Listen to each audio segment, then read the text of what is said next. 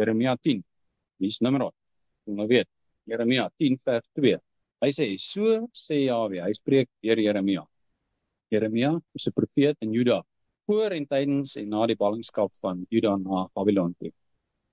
Vader praat met hom en hy sê vir die volk, maak julle nie gewend aan die weg van die heidene nie. En skrik nie vir die tekens van die hemel, omdat die heidene daarvoor skrik nie. Want die insettinge van die volke is nietigheid. Want 'n boom kap hulle uit die bos. Die handewerk van 'n ambagsman met 'n byl. Hulle versier dit met silwer en goud. Hulle maak dit vas met spykers en hamers, dat dit nie waggaan nie. Soos 'n voël in 'n komkommertuin is hulle. Hulle kan nie praat nie. Ja, hulle moet gedra word, want hulle kan nie loop nie. Wees nie bevrees vir hulle nie, want hulle kan geen kwaad doen nie, maar daar is ook geen goed doen by hulle. Geen een is soos U nie, o Jahwe. U is groot en U naam is groot in krag. Wie sou U nie vrees nie, o koning van die nasies? Want U kom dit doen. Want onder al die wyse van die nasies en in hulle hele koninkryk is geen een soos U nie. Maar almal saam word hulle dom en dwaas. Tugtiging van die nietige afgode, dit is hout. Elke jaar gaan ons in die bos en kom terug met 'n boom. Want dit ook. Ons maak hom staan in ons huis en versier hom met silwer en goud. En het geen idee hoekom nie. Ons doen dit en waar die gebruik van daardie weet ons nie. Maar ons wil liewers nie navraag doen nie, want wat as dit daar verkeerd is? Dan moet ek ophou en ek wil nie. Kom, dis lekker. Wie is Nimrod? Nimrod het geleef in die tyd van die toring van Babel. Hy was volgens die Bybel 'n magtige jagter en 'n heerser in sy tyd. Hy was 'n rebel teen die Almagtige en 'n ywerraar vir die toring, dis die toring van Babel, waarmee die mense hulle kon verskans teen die Almagtige. Dis Genesis 10 vers 8.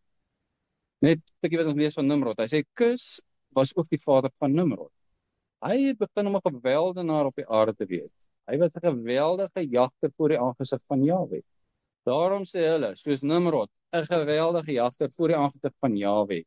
En die begin van sy ryk was Babel, Erech, Kalne en die land Sinear.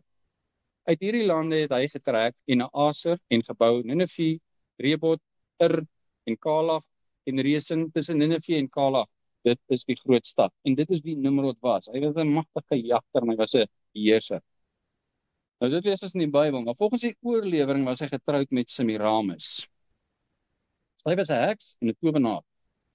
Nimrod het as koning geheers en sy was die hoof van aanbidding in sy koninkryk. Terwyl Nimrod op een van sy jagtogte was, het Semiramis swanger geword deur haar hoerery. Nimrod het egter nie teruggekom van sy jagtog nie, maar is dood tydens die jagtog. Hier is vir haar nou 'n situasie. Omdat Semiramis swanger was en haar man nie daar was om haar swanger te maak nie, was sy in 'n verleentheid en almal se wonder wie is die vader van die kind. Haar hoop was dat haar man betyds sou terugkom, maar nou was hy dood. Toe die kind gebore word, het sy verklaar dat sy deur Nimrod bevrug was terwyl hy dood was. En die kind wat gebore is, Nimrod was wat gereïnkarneer is. Nou hierdie klink nou soos, ook nie die storie. Hierdie is die begin van godsdiens na die toring van Babel op die aarde, wat jy in elke godsdiens vind. Nimrod is gereïnkarneer. Haar teken dat dit 'n wonderwerk was, is dat daar wonderbaarlik 'n volgroeide boom in haar tuin verskyn het, wat gister nie daar was nie. Sy en al die ander mense het jaarliks dan daardie boom versier om Nimrod se nuwe lewe te herdenk. Hierdie verjaardag van Nimrod was 25 Desember. Nou begin ons by mekaar kom. Ek hierdie gedeelte herhaal, want dit klink geweldig ver gesog. Dit is baie belangrik. Omdat Semiramis swanger was en haar man nie daar was om haar swanger te maak nie, was sy in 'n verleentheid en almal sou wonder wie is die vader van die kind. Haar hoop was dat haar man betyds sou terugkom van sy jagtog af, nou was hy dood. Toe die kind gebore word, het sy verklaar dat sy deur Nimrod bevrug was, al was hy dood. So dis 'n wondergeboorte. En nou die kind wat gebore is, Nimrod self is wat gereïnkarneer is.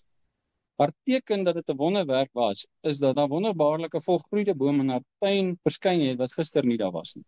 Sy en al die ander mense het jaarliks daardie boom versier om Nimrod sy nuwe lewe te herdenk. Hierdie verjaarsdag van Nimrod was 25 Desember. Okay, nou, algemeen nou hierdie goeie. Die kind wat gebore was, se naam was Tammuz. En saam met sy pa Nimrod, wat dan eintlik hy self was, en met sy ma Semiramis, vorm hulle die driemanskap wat vandag nog oral in die wêreld se afgode gevind word. En dit is net hoe dit is. Hierdie godsdiens het hierdie wêreld versprei nadat God die taal by die toring van Babel verwar het en die mense oor die aarde versprei het. Die tyd van Nimrod het die toring van Babel gebou, al die nasies was daar en Semiramis het hierdie godsdiens begin, van haar en Nimrod en Tammuz. En toe verwar God die taal van die mense en hulle versprei in die wêreld en wat vat ons saam? Daai godsdiens. En ons kry dit in Egipte onder ander name. Ons kry dit in Babylon onder ander name. Ons kry dit in China onder ander name. Ons kry dit in Indië net met ander name. En nog ander volke aanbid hierdie 3. Elke volk het net 'n ander naam vir hulle. Nou in Jesegiel 8 vers 14 lees ons van Tammuz. Ek gaan net die een vers lees. Ek sal graag hê dat julle dit gedeelte wil lees, dit wat te lank. 8 vers 14 sê: Jahwe het my, dis Jesegiel, toegebring na die noordelike ingang van die poort van die tempel. En kyk, daar het die vroue gesit wat Tammuz beween. So hierdie vreeslik vergesopte oorlewering het daarom so 'n bietjie getuienis in die Bybel, want ons het gelees van Nimrod, en nou lees ons van Tammuz. Wie sê die vrouens in die tempel en hulle beween Tammuz? Nou hoe weet ons dat Nimrod se verjaarsdag op die 25 Desember was? Sy verjaarsdag het baie meer te doen as net sy verjaarsdag. Dit is die tyd wat die son sy rigting verander. In die noordelike halfrond is dit winter en die son is op sy verste punt om te draai. Dis wanneer hy omdraai en wanneer die somer weer begin. Dit simboliseer nuwe geboorte, nuwe begin. Nimrod wat dood was, hy lewe weer. Plekke in die wêreld, so Stonehenge in Engeland, dis daai plek waar daai klippe so in 'n kring gepak is, was juis gebou om hierdie omkering van die seisoen te kon waarneem. Dis hoekom daai goed daar is. As mense gaan vandag nog so toe, hulle noem hulle self pagans en hulle dink dit is vreeslik oulik en kyk hulle kom die son op die 25 Desember en al wat gebeur is wanneer hy omdraai. Winter verander en dit word somer, maar dit simboliseer lewe. Dit wat dood gegaan het in die winter gaan nou weer lewe, dis wat Nimrod gedoen het.